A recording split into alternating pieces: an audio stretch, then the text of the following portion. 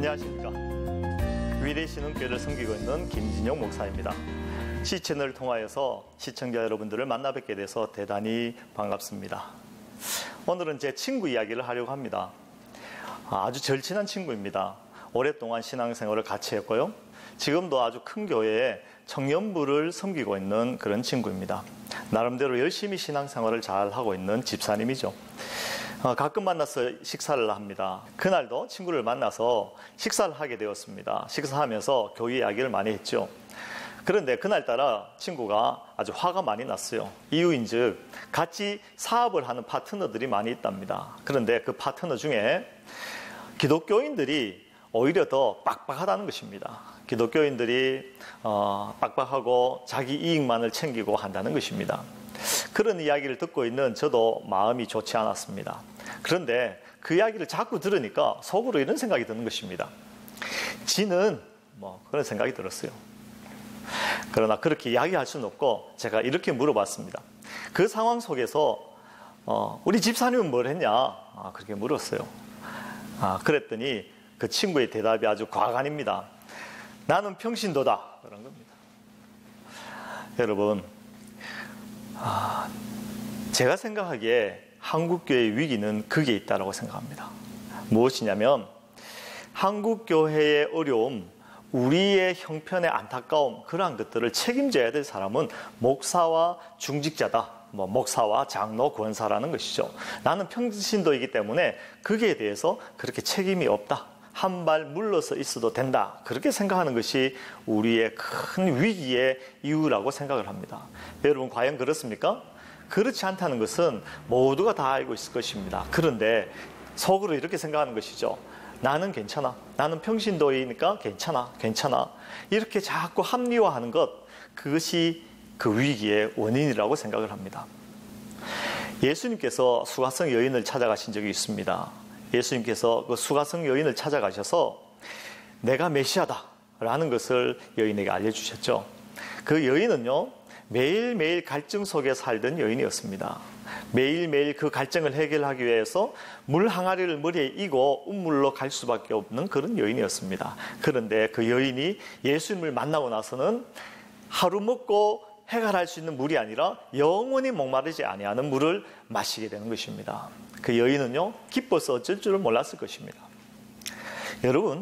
여러분이 만약 그 자리에 예수님과 함께 있었다면 여러분이 그 여인처럼 예수님이 메시아이구나, 영원한 생명을 주시는 생수의 근원이시구나 라는 것을 발견했다면 어떻게 하시겠습니까?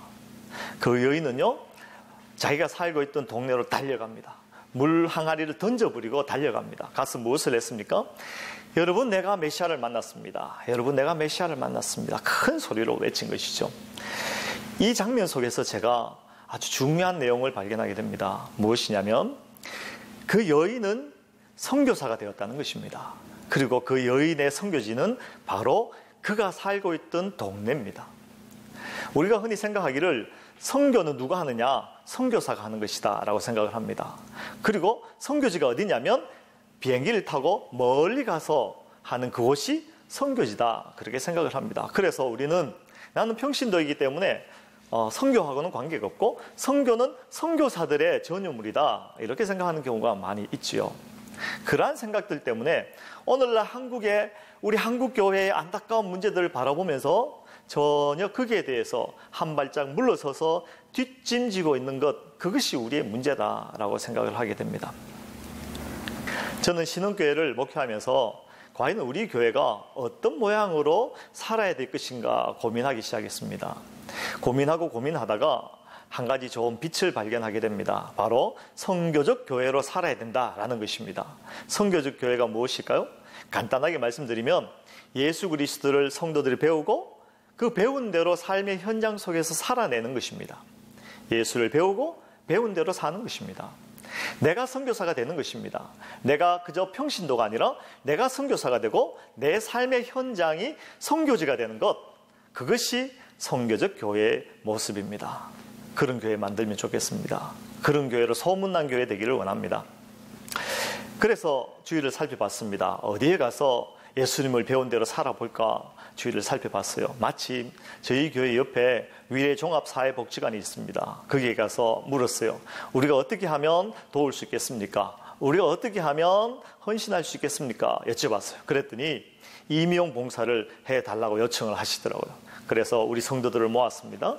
그리고 왜 우리가 그곳에 가서 임용 봉사를 해야 되는지에 대해서 설명하고 가르치고 우리가 매달 2번씩 가서 임용 봉사를 하고 있습니다.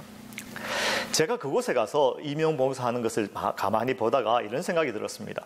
누가 선교사인가? 이곳에서 임용 봉사하고 있는 우리 성도들이 선교사구나. 그리고 선교지는 바로 위례종합사회복지관이다. 그리고 우리 선교사들의 설교는 가위로 하는 것입니다. 가위로 머리를 만지면서 그 섬김을 통하여서 설교하고 있는 모습을 보게 됩니다. 바로 그것이 선교적 교회의 모습이다라고 생각을 합니다. 여러분, 우리 한국교회가 위기다 이야기를 많이 합니다. 그 위기를 어떻게 돌파할 수 있겠습니까? 저는 확실히 믿기는 예수 그리스도를 배우고 배운 대로 사는 수많은 성도들이 일어날 때 우리 한국교회는 새로워질 수가 있습니다. 우리 한국교회의 위기는 돌파되어질 것입니다. 그런 성도들을 통해서 하나님께서는 크고 놀라운 일을 이루실 줄로 믿습니다. 여러분 꼭 기억하시고 우리 한국교회의 위기 앞에서 나는 평신도다 하지 마시고 나는 선교사다 하시기 바랍니다. 기억하시기 바랍니다. 감사합니다.